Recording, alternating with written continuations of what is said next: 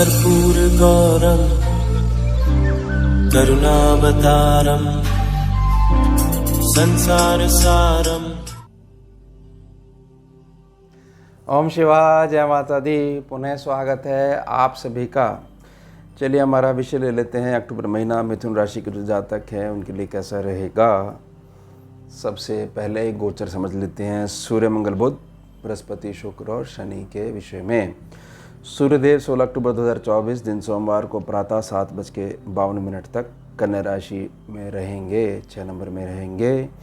इसके पश्चात तुला राशि 7 नंबर में प्रवेश कर जाएंगे। यहाँ पर सूर्य नीच के हो जाएंगे। यहाँ पर जो सूर्यदेव हैं 16 नवंबर 2024 शनिवार प्रातः 7:41 तक बने रहेंगे।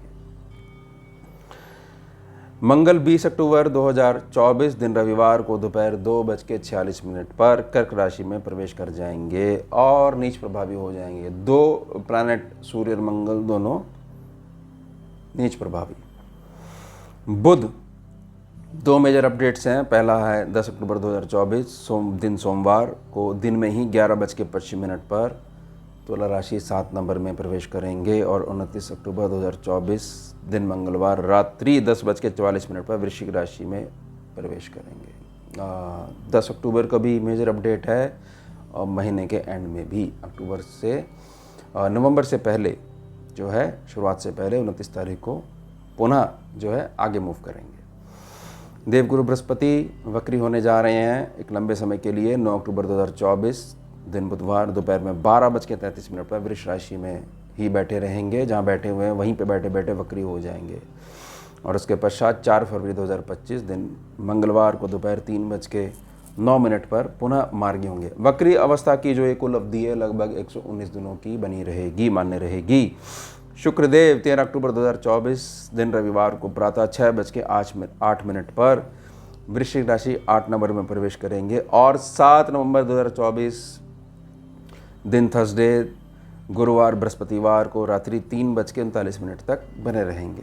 प्रातः का जो समय हो जाता है भोर काल, उसको रात्रि काल कहा गया है यहाँ पर। अब शनिदेव जैसे चलते आ रहे हैं वैसे चलते रहेंगे, यानी वक्री।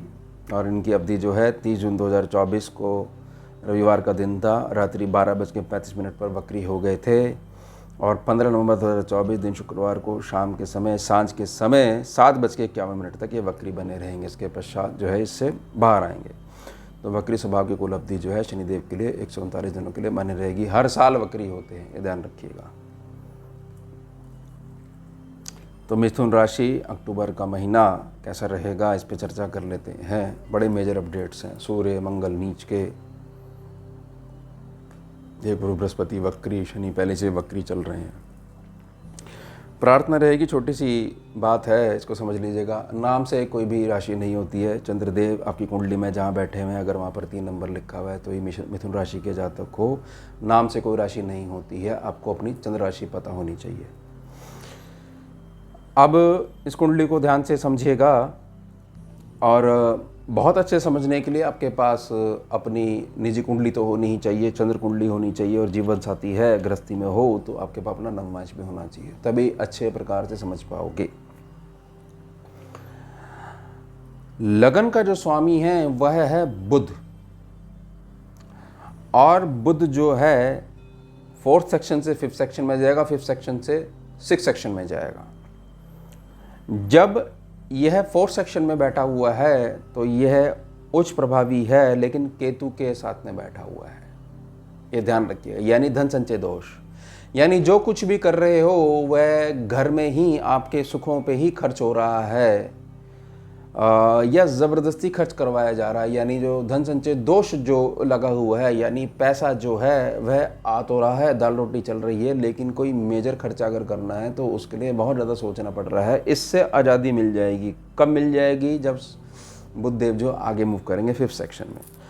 अब उसके पश्चात बहुत अच्छा है कि बुध और शुक्र यहाँ पर हैं 5th सेक्शन पे, त्रिकोण भाव पे, और ये दोनों भी आगे मूव करेंगे। तो जब तक ये कन्या राशि में बने हुए हैं, बेशक कन्या राशि से ऐसा लगता हो कि बहुत अच्छा है और बहुत गणना फिट बैठ रही है, जब तक ये केतु जब तक यहाँ बैठे हुए हैं तब तक गणना बहुत अच्छी नहीं कही जा सकती। केतु से बाहर निकलना ज़रूरी है, ये ध्यान रखिएगा। इस बात का।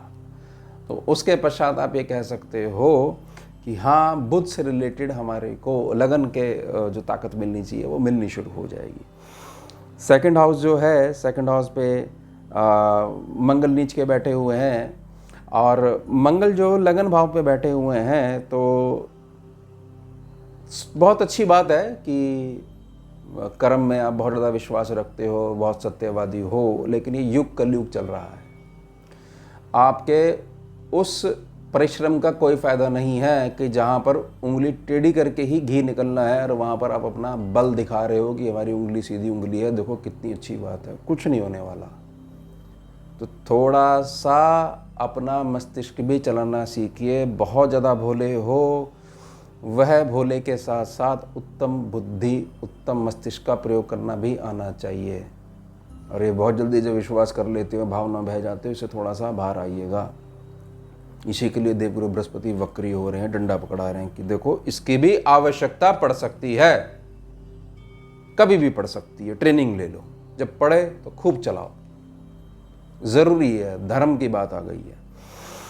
अब मंगल जो धन स्थान पर जब नीच के हो जाएंगे, बहुत ज़्यादा धन के संबंध में आपकी जो प्रकृति है वह बदलेगी। और अब आप ये समझोगे कि भविष्य निधि के प्रति जो मेरी आंतरिक परिश्रम होना चाहिए, क्योंकि सभी चीज़ जो चलनी है वह चलनी है धन से, वह बदलनी शुरू हो जाएगी। यानी कि आपको अब प्रकृति, जिनको आप अपना मानते हो, उस अपने में भी आपका कोई अपना है या उसमें भी पराये बैठे हैं मुखौटा पहने हुए, उसका ज्ञान होने जा रहा है। ये ध्यान रखिएगा इस बात का। कोई बात नहीं, भगवान का धन्यवाद करिएगा, बहुत जल्दी तुमने हमारे को दूध बता दिया और पानी बता दिया। रंग वाला पानी जिसको हम दूध समझ रहे थे वो हमारे को क्लियर करवा दिया। आगे मूव करेंगे। थर्ड सेक्शन है। थर्ड सेक्शन के स्वामी जो है आगे सुख स्थान पे बैठे हुए हैं, तो बहुत अच्छी बात है। आपकी नीति है कि मेहनत करने से ही हम जो है सुख भोगेंगे, व्यर्थ के प्रलोभन हमारे पर असर नहीं डाल सकते हैं। बहुत अच्छी चीज़ है। लेकिन आपको इस बात को समझना पड़ेगा कि यह जो सूर्य हैं जिस स्थान पर बैठते हैं उसको जलाना शुरू कर देते हैं। इस बात को समझना पड़ेगा, चाहे कहीं भी बैठे हों, और जिस स्थान को देखेंगे वहाँ पर प्रकाश डालना शुरू कर देते हैं। तो अब हो क्या रहा है, यहाँ पर केतु के बैठने से जो हमारे एंसेस्टर हैं, उनसे जो हमारे पितृ हैं, पूर्वज हैं, अगर पितृ हैं तो, नहीं तो पूर्वज तो सभी के होते हैं, पितृ हो या ना हो, मतलब आगे उनका जन्म ना हो क्या हो, ये तो केवल स्कैनिंग के पैनल पे क्लियर हो पाता है। यही मात्र एक विद्या है। उसमें उनसे आने वाला जो आशीर्वाद है वह बहुत ज़्यादा हमारे पास नहीं आ पा रहा था, ये टुकड़ों में आ रहा था, इंस्टॉलमेंट में आ रहा था। तो जैसे ही केतु से सूर्यदेव अलग होंगे तो उससे रिलीफ मिल जाएगा। लेकिन परेशानी ये है कि आगे जाके ये नीच के हो जाएंगे। अब नीच के शुक्रदेव जो हैं त्रिकोण भाव से संबंधित हो जाएंगे। तो इस बात को समझिएगा कि त्रिकोण भाव की जो शुभता है उसको पूर्ण रूप से जो सूर्यदेव की प्रकृति है जो जला देती है वह आधी रह जाएगी। नीच को ऐसे समझिएगा, एल साइन को ऐसे समझिएगा कि सूर्यदेव के पास पावर है 100, तो जैसे ही नीच प्रभावी होंगे वो रह जाएगी 50। तो इसको ऐसे मत जोड़िएगा कि जो प्रकृति है वह गलत कर रही है। प्रकृति को यह पता है कि अब जो है ये नीच के हो जाएंगे, तो जो है त्रिकोण भाव को जितना बर्न करना चाहिए वो उतना बर्न नहीं कर पाएंगे। स्वाभाविक उनकी प्रकृति है। और यही सीधी दृष्टि जो है आपके लाभ स्थान पे पड़ेगी। पहले सीधी दृष्टि कहाँ पड़ रही थी? आपके 10 सेक्शन पे पड़ रही थी, अब पड़ेगी 11 सेक्शन पे। यानी कि आपको बहुत कुछ अच्छा देखने को मिलेगा। ये जो वक्री के जो स्वभाव देवगुरु बृहस्पति देव ने जो धारण करा है, यह आपके जो दुनियादारी का जो ज्ञान है ना उसमें बहुत ज़्यादा वृद्धि करने वाला है। इस बात को बहुत अच्छे से समझ लीजिएगा। बस आपको प्रिपेयर होना है कि हाँ, मैं हर प्रकार के इमोशन को सामने खड़ा करके बरतने के लिए, भोगने के लिए तैयार हो गया हूँ या हो गई हूँ। बस ध्यान रखिएगा। अब जो 4 सेक्शन है, 4 सेक्शन का जो स्वामी है, सुख स्थान का स्वामी है, त्रिकोण भाव में जाएगा, बहुत अच्छा है। फिर आगे जाके 6 सेक्शन में जाएगा। ऐसा कुछ हो सकता है कि जीवन में ऐसी स्थिति आ जाए कि आपको ऐसा लगता है कि मुझे कुछ मार्केट से कर्जा उठाना पड़ेगा या मुझे लैप लेना पड़ेगा, किसी न किसी प्रकार का मुझे कर्जा उठाना पड़ेगा। इस बात को ऐसे समझिएगा, अगर आप जल्दबाजी में डिसीजन नहीं लेते हो, क्योंकि 10th सेक्शन पे राहु बैठे हुए हैं और वो बेसलेस फियर दे रहे हैं, उसका सीधा इफेक्ट आपके सुख स्थान पे पड़ रहा है। समझिएगा इस बात को। बेसलेस फियर कहाँ दे रहे हैं? 10th सेक्शन पे दे रहे हैं। उसको सीधे तौर पे से कहाँ प्रभाव डाल रहे हैं? जहाँ पर आपका 4th सेक्शन है। तो अब अगर थोड़ा सा होल्ड कर लेते हो और यह देखते हो कि अगर कुछ दिन का वेट करा जाता है और थोड़ा सा समय जब विपरीत चलता है, थोड़ा सा व्यक्ति को अपनी चाल थोड़ी सी धीमी कर लेनी चाहिए, थोड़ा सा समझदारी से काम लेना पड़ता है। तो ये थोड़ा सा समय जो विपरीत हो रहा है, ख़ास तौर से जब बुध जो है 6th सेक्शन में मूव करेंगे, लेकिन वहाँ पर शुक्र भी हैं, 2 शुभ ग्रह वहाँ पर आगे, तो उससे बचा जा सकता है या कम से कम खर्चा करके अपने जो इमारत बन रही थी, जो प्रोसेस था कंटिन्यूटी में, उसको मेंटेन किया जा सकता है। ध्यान रखिएगा, ये जीवन के हर फील्ड के बारे में बोल रहा हूँ, चाहे विद्यार्थी हो, चाहे बिल्कुल ऐसे बड़े सक्सेसफुल बिजनेसमैन हो, ये इफ़ेक्ट तो पड़ेगा ही पड़ेगा थोड़ा बहुत, यानी समझदार व्यक्ति इससे बाहर आ जाएगा। अब 5th सेक्शन जो है वो शुक्र का है, यहाँ पर सूर्य नीच के हो जाएंगे, बुध यहाँ पर हैं और शुक्र भी यहाँ पर बैठे हुए हैं। नीच प्रभावी जो शुक्र है उसको ऐसे समझिएगा कि पेरेंट्स जो बहुत ज़्यादा ये चीज़ फेस कर रहे हैं, जो मिथुन राशि के, जो चंद्र राशि के जातक हैं, जिनको क्लियर उनकी चंद्र राशि मिथुन है, इसमें थोड़ी सी बढ़ोतरी होने वाली है, लेकिन उत्तम बुद्धि के प्रयोग से और एक प्रकार की गाइडेंस से आप बच्चे को बिल्कुल ठीक कर सकते हो। चाहे जो बच्चा है आपका शरारती नहीं है, लेकिन वो बहुत ज़्यादा आपको इस जगह फोर्स कर रहा है कि मेरे को इस ऐसी यूनिवर्सिटी में जाना है, उसके लिए मुझे धन चाहिए, इसके लिए मैं फ्रीलांसिंग के क्षेत्र में उतर रहा हूँ, मेरे को इस प्रकार से पैसा चाहिए। तो वो जो दिक्कत है 5th सेक्शन से रिलेटेड है, वो बनी ही रहेगी, क्योंकि उसमें एक प्रकार से बढ़ोतरी होगी, क्योंकि सूर्य के पास पावर आधी रह जाएगी, क्योंकि एल साइन आ जाएगा। लेकिन जैसे कि मैंने प्रार्थना करी कि अगर समय निकाल लेते हो, थोड़ा सा बुद्धि से काम लेते हो, तो ये सारी मुश्किलें हल हो जाएंगी, क्योंकि व्यक्ति की अपनी कुंडली भी, निजी कुंडली भी कार्य करती है। ये तो मात्र गोचर की गणना है। ये सभी जितने भी मिथुन राशि के जो जातक हैं पूरे संसार में, पूरी पृथ्वी पर, उनसे डिवाइड कर लीजिएगा तो सोचिएगा आपके ऊपर कितनी अप्लाई हो रही है। अब 6th सेक्शन पे आएंगे। 6th सेक्शन मंगल का है और मंगल जो है अच्छी बात नहीं है कि 2nd सेक्शन में जाकर जो है बैठ गए हैं, नीच प्रभावी हो गए हैं। अब पहले से बेटर है, क्योंकि पहले वो सीधा बुद्धि पे बैठे हुए थे।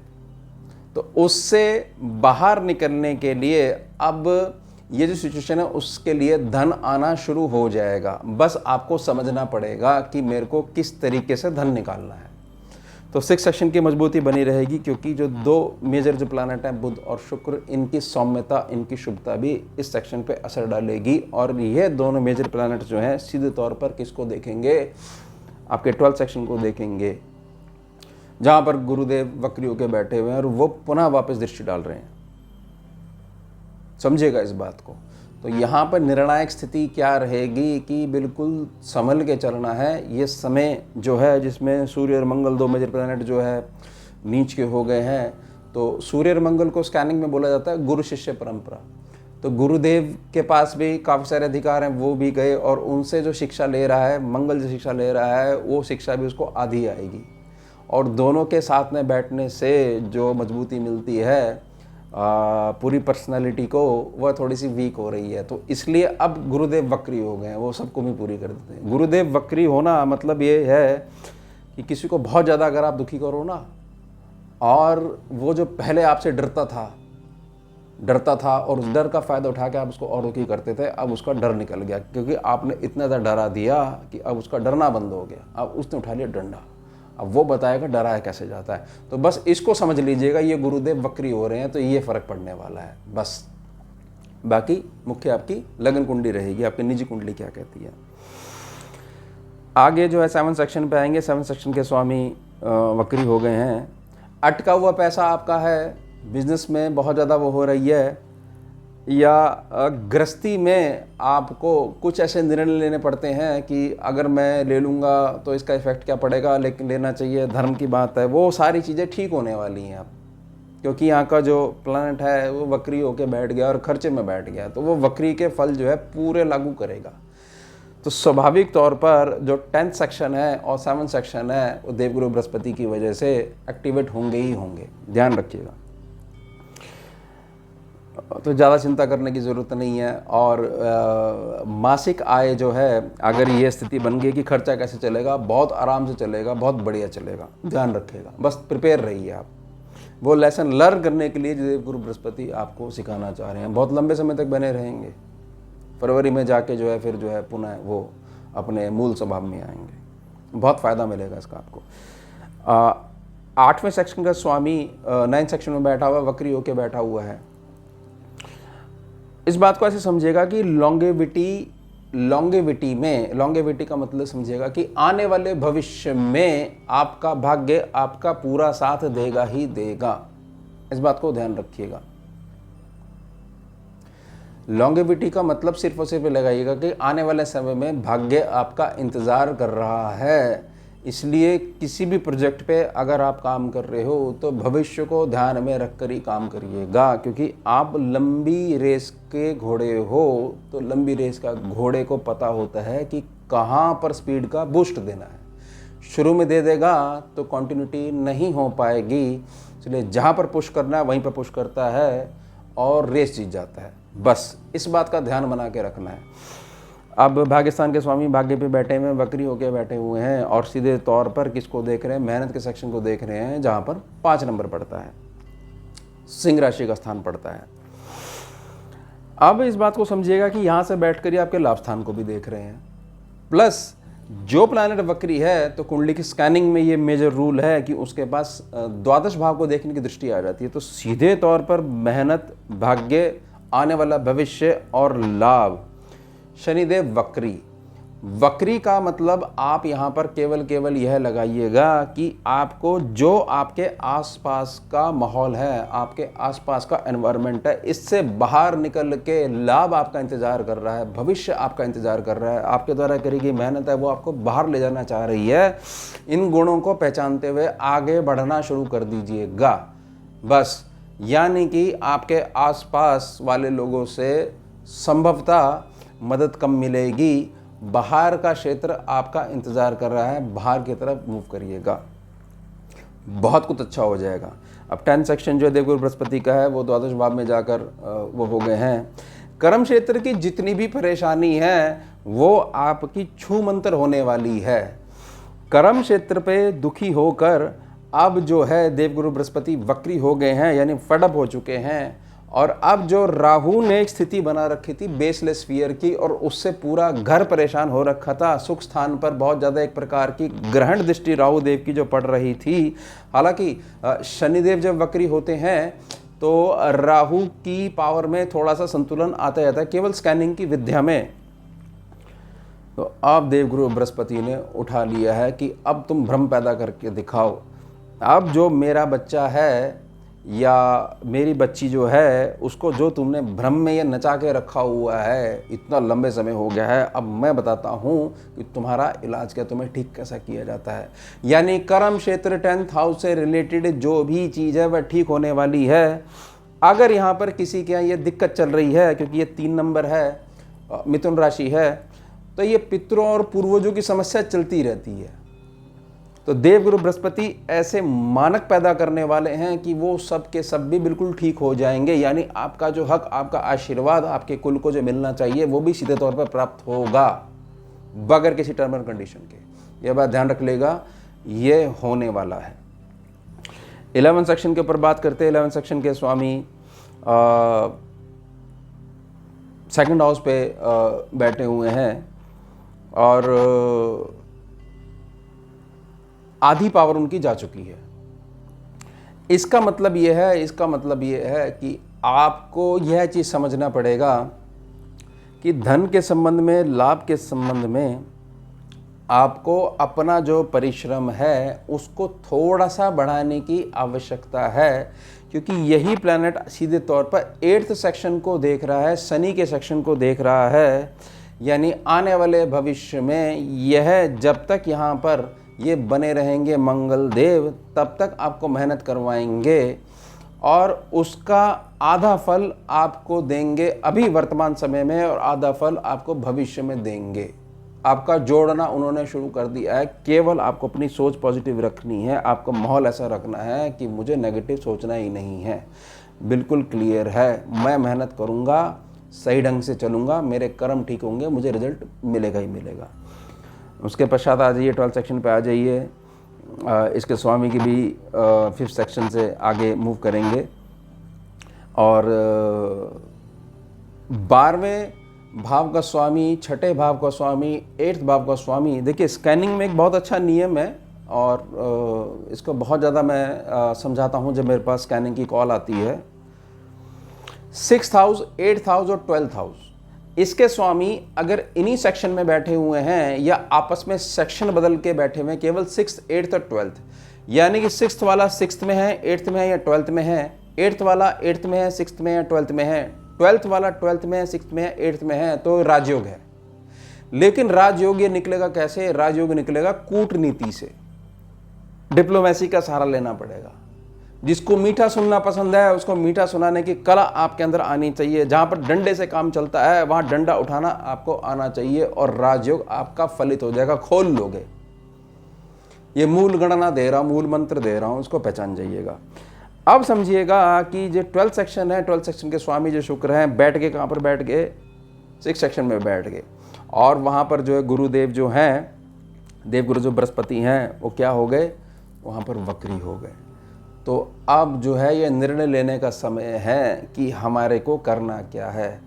जिसको जैसी डोज चाहिए, जिस तरीके से जो सध सकता है, उसको साधने का समय आ चुका है। बस इसको समझ लीजिएगा, बहुत कुछ उत्तम होने वाला है, फ़र्क नहीं पड़ेगा बिल्कुल भी। और ये मूल मंत्र बना के रखोगे कि जो जैसा है उसको वैसी ही भाषा में समझाना आना चाहिए। तो वो भाषा पहले आपको सीखनी पड़ेगी। अगर भाषा नहीं आती है तो समझा नहीं पाओगे, इसलिए मेहनत करो।